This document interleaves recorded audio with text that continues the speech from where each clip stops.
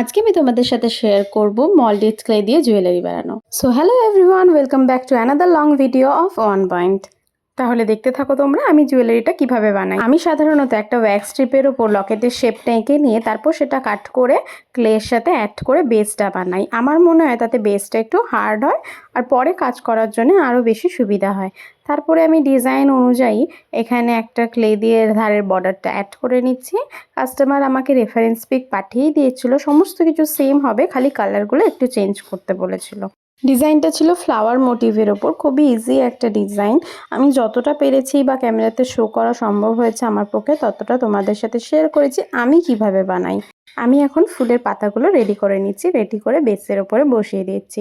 তোমরা দেখতে পারবে বিভিন্ন পাতা বা ফুলের যে তৈরিটা সেটা পুরোটাই আমি হাত দিয়েই করার চেষ্টা করি। কোনো রকম কোনো মোল্ড বা শেপ কাটার আমি সাধারণত ইউজ করি না। এখন তোমাদের সাথে শেয়ার করবো যে কিভাবে ফুলটা আমি রেডি করে নিই। এখানে একটা ফুলের কুঁড়ি ছিল, সেটা দেখতেই পেলে সেটা দিয়ে একটা ড্রপের মতো শেপ করে নিয়ে অ্যাড করে নিয়ে একটা পাতলা পাপড়ির মতো তৈরি করে আমি সেখানে অ্যাড করে নিয়েছি। আর একটা বড় ফুল হতো এই সাইডে, সেটাও আমি রেডি করে নিচ্ছি। ফুলের পাপড়িগুলো রেডি করার জন্য আমি ক্লের একদম সমান মাপের যতগুলো পাপড়ি হবে গোল কেটে নিয়ে তারপর সেখান থেকে হাতের সাহায্যে পাতাগুলো মানে পাপড়িগুলো তৈরি করে তারপরে তার উপরে কিছুটা টেক্সচার অ্যাড করে দিয়েছি। এইভাবে হচ্ছে আমার ফুলটাও রেডি হয়ে গেল। মোটামুটি লকেটের পার্টটা তো আমার রেডি হয়েই এসেছে। এর সাথে বানানোর ছিল কানের, হাতের একটা আংটি আর একটা ব্যাঙ্গেলের সেট। পুরোটা সেট বানিয়েছি, তোমাদের সাথে পুরোটাই এই ভিডিওতেই শেয়ার করব। তার আগে যারা যারা ভিডিওটা দেখছো তারা অবশ্যই কমেন্ট করে জানিও যে ডিজাইনটা তোমাদের কেমন লাগবে। আর এই যে আংটি ডিজাইনটাও আমার রেডি হয়ে গেছে। এবার আমি কানের ডিজাইনটা রেডি করব। কানের ডিজাইনটা ছিল হাফ ফ্লাওয়ার মোটিভের ওপরে, যার জন্য আমি একটা ছোট্ট সার্কেল করে নিয়ে তার উপরে ফুলের পাপড়িগুলো অ্যাড করে দিয়েছি। এরপরে ক্লের এক্সট্রা পোর্শনটা কাট করে নিয়ে পুরো ফ্লাওয়ারটা কমপ্লিট করে নিলাম। এই রকম আর একটা সেকেন্ড পিস বানিয়ে নিয়েছিলাম। এরপর তোমাদের সাথে শেয়ার করব ব্যাঙ্গেলের সেটটা। বাই দ্য ওয়ে এখানে বলেই দিই যে আমার এই টোটাল সেটটার কালার কম্বিনেশন ছিল ব্ল্যাক, রেড আর হোয়াইটের ওপরে। সেই কথাটা মাথায় রেখেই আমি মিডলে চওড়া ব্যাঙ্গেলটা করেছিলাম ব্ল্যাক কালারের ওপর আর সাইডের দুটো সরু ব্যাঙ্গেলস করেছিলাম রেডের ওপর। যেহেতু ব্ল্যাক চুড়ির ওপর মাঝখানে আমি ক্লে দিয়ে হাফ ফ্লাওয়ার পোর্শনের মোটিভটা অ্যাড করে নেবো সেই জন্যে। এরপরে হচ্ছে যে আমি বেস কালারটা করে নিয়েছিলাম ক্লেটা শুকিয়ে যাওয়ার পরে। এটা যদিও পরের দিনের শট তোমাদের সাথে শেয়ার করছি, কারণ পুরোটা তো এক সিটিংয়ে বসে কমপ্লিট করা সম্ভব নয়। যাই হোক, সেদিনকে আমি পরের দিনে বসে বেস কালারটা পুরোটা করে নিয়েছিলাম। বেস কালারটা করে নিলে কালার করতে সুবিধা হয়। এখন আমি তোমাদের সাথে ব্যাঙ্গেলের ডিজাইনটা শেয়ার করে নিচ্ছি।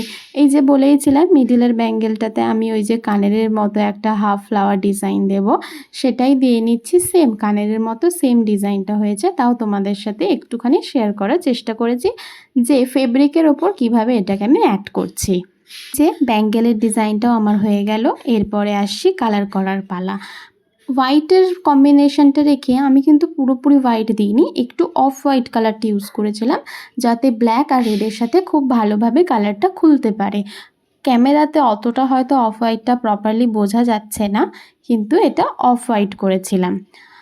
এই যে এখন আমি কালারটা রেডিও করছি তোমাদের সাথে, সেই জন্য একটু শেয়ার করে নিয়েছি।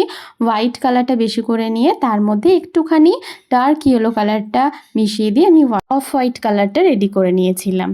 এবারে সবগুলোর ওপরেই আমি কালার করে নিচ্ছি। এখন আমি মেন লকেটটার ওপরে কালার করছি। এখানে হয়তো তোমরা একটু তফাৎটা বুঝতে পারছো যে বেসটা একদম হোয়াইট ছিল আর পাপড়িগুলো আমি অফ হোয়াইট কালার দিচ্ছি। আর পিছনের বেসের পোর্শনটা আমি স্যাপ গ্রিনের সাথে ব্ল্যাক মিশিয়ে একটা ওমরে এফেক্ট দেওয়ার চেষ্টা করেছি।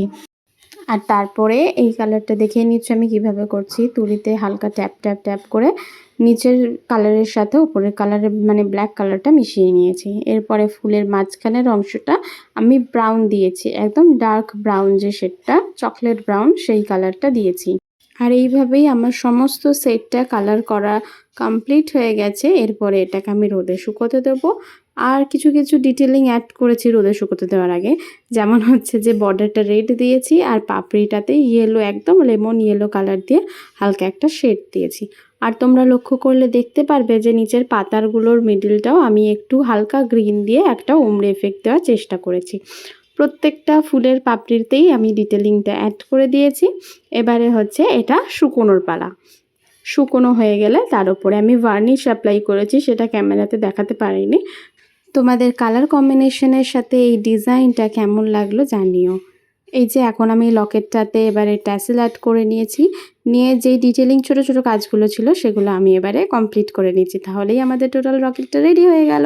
আর এই যে টোটাল ফাইনাল সেটটা অর্থাৎ ফাইনাল লুকটা তোমাদের কেমন লাগলো অবশ্যই তোমরা প্লিজ যারা যারা দেখছো কমেন্ট করে জানিও, কারণ তোমরা কমেন্ট করে জানালে তবে আমি আরও নতুন নতুন ভিডিও আনবো।